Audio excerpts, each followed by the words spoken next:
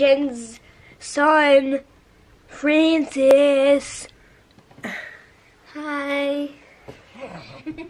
Hello, Jen here, and I have my How to Kill a Kit with Style layout share for you for October.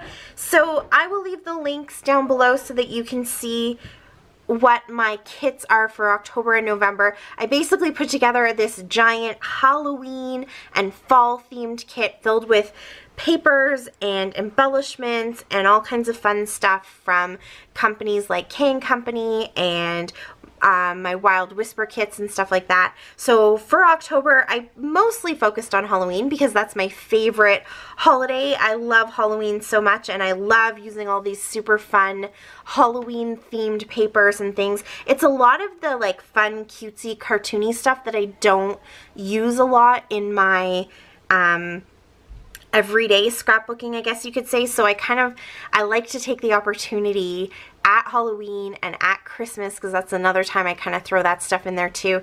I really like to take the opportunity to immerse myself in all this fun stuff. So the first thing that I want to show you here is a traveler's notebook insert layout. This is from my 2018 October traveler's notebook, and I have lots left to do in it. I have a couple pages done here and there,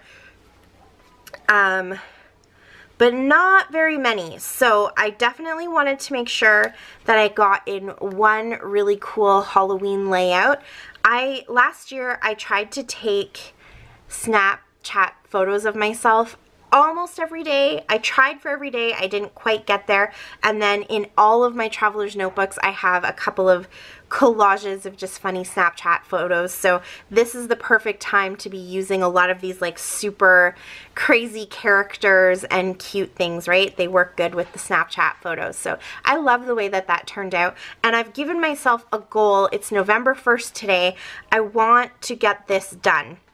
So while I have all of this kit out and ready to go, I'm going to go ahead and see how much of this I can get done. Not all of it is Halloween themed stuff, but enough of it is that I think I can just get all my last few layouts done quickly with what supplies I have out, and get this one done so I can work on November's in November. So I have that layout, and then for the Stretch the Sketch series, I did this layout. Can I get both pieces in here? So this is actually not a Halloween layout either, but it was the perfect opportunity to use all of my spidery stuff.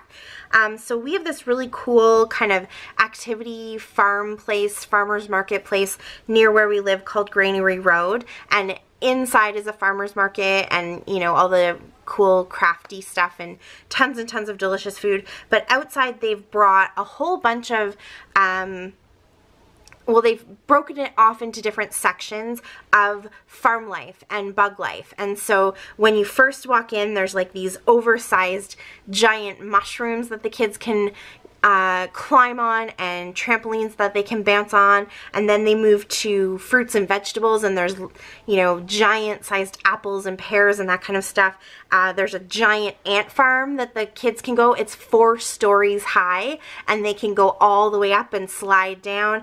And this particular section is, if you didn't guess already, is a giant, massive, probably like 2-story or higher spider's web. It's so cool. So of course my kids love going there to play, and I caught some really fun photos. So I have a bunch of these photos in the traveler's notebook, but then I pulled out a few of the extra fun ones to do this 2-page spread. So using the sketch, I came up with this, and I was able to put all of these fun little spider elements on there. I have wood veneer, and I have these punched out spiders from a DIY that I did, which was posted a couple days ago that you can go check out. There was leftover book page pieces, so I punched out spiders from there, and just, yeah, tons and tons of stuff. And I did a little play on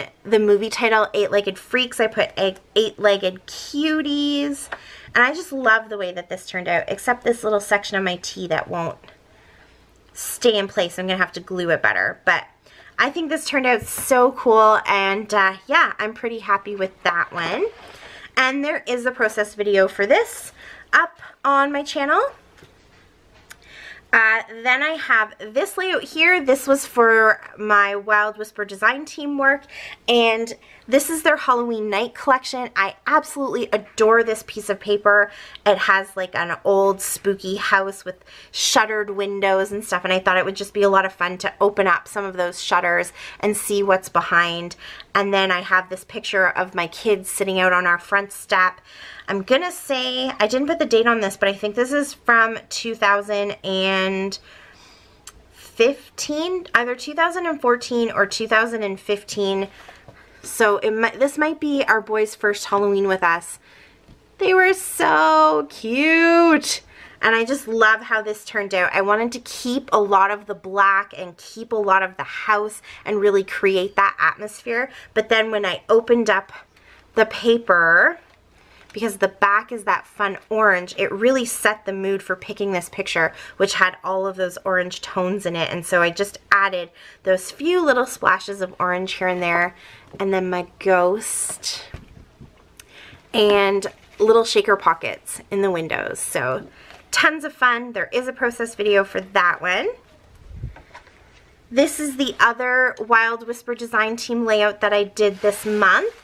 So let me move this over. I did a page and a half. So I had these 3 photos from last year. Or sorry, I guess 2 photos. There were 3 photos, but you'll see the other one. So I had this photo of my daughter. She was Eeyore last year. Teenagers, right? Like, she totally personified Eeyore. She went around the entire evening with that look on her face, just super mopey, and every time someone gave her candy, she was like, okay, thank you. It was hilarious.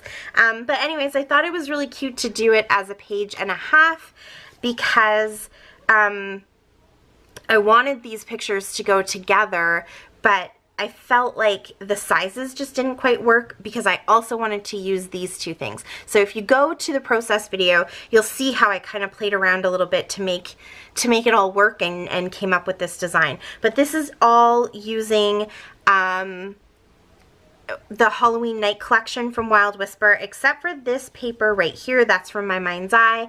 These little wood veneer come from Dollarama, but the flare is Wild Whisper, and the sequins are Jodi's Spiegelmom scrap sequins that she does for Wild Whisper. So I love how this turned out. I love the mixed media in the background, and yeah, I'm pretty happy with this one. So go check out the process video for that one. Then I did this one. I haven't posted the video for this one yet. I had planned to post this for our Canadian Thanksgiving, which is always in the middle of October, and time got away from me, and so I didn't end up posting it, but American Thanksgiving is coming up, so I think I still have plenty of time to go ahead and post this one. I used all Wild Whisper stuff except for these chipboard stickers. Those are Freckled Fawn, and then these wood veneer also came from Dollarama. If you haven't heard me gush about Dollarama wood veneer, you're going to hear it probably quite a bit in this video. And then this thankful is a metal word that came from Dollar Tree. So yeah, I think this turned out so sweet. I love this punch of purple that kind of, I don't know, I feel like it brings everything together and it's just that really nice contrasting color. There's a little bit of gold splatter, and this is from their Sweater Weather collection, not from this year but the year before. So I hadn't used it yet and I really wanted to get it used up because it's just gorgeous. So look out for a process video for this coming up in November. This is a layout I did for the Creepy Caravan blog hop, also up on my channel. This was a ton of fun. If you love Halloween stuff and you love the really fun paper crafting, mixed media, home decor kind of stuff, go and check out this blog hop. Go to my channel, follow through all the different links. Those ladies are so amazing and so creative, and you're gonna find the coolest stuff. I did a layout because this is what I love to do, and I think it turned out so fun. I used this Jolie's Boutique sticker that I never thought I would ever use, but somehow it managed to be the perfect thing for this layout, and a bunch of like little die cuts from Kane Company and tons of bright colors and fun stuff going on. So much cuteness. It's pictures of my boys last year with their giant loot of Halloween candy, and yeah, I love the way this turned out. So go check out the process video for that one. This is the layout I did for our everyday inspiration. It was that beautiful photo from Lisa of her trip to Disney, and there was the Disney castle and then the beautiful fireworks, and it was all lit up, and so I really loved how brightly the colors just shone through in the photo, with the night sky in the background. So I didn't have blue, which is the two main colors in her photo, so I substituted the blue for purple, and then I used the lime green, which is the other color in the photo, on this nice black background that comes from Wild Whisper, and I just really wanted to have that same kind of contrast and pop of color, and I even got the haunted house in there to kind of represent Cinderella's castle. So process video up for this one. It was a ton of fun to make. And then my last layout for October is this here. This process video was just posted last night. This is for the Crafty Maven getaway. I did a kitted up video. So I had this Halloween kit done up from How to Kill a Kit with Style, and I really want to get this knocked out of the park and get it killed as much as possible. So I threw everything I could here. I wanted to stick to black, white, and orange, so I went through my die cuts, I went through my papers. There's a 6x6 paper pad from My Mind's Eye in here. There's some more Wild Whisper paper in here, more of those dollar store or Dollarama and Dollar Tree wood veneer in here. I painted them. So if you pull out your watercolors on your wood veneer, you get this really fun almost stain look. It doesn't fill in all the grooves, it just nicely soaks into the wood, which I love that so much. So I layered some here, gave my little jack-o'-lantern a witch's hat. On my ghosts, I used embossing powder, and then to get this bubbling effect, I painted white acrylic paint and then put the embossing powder on, and I let it heat up to bubble, so I got that really cool effect.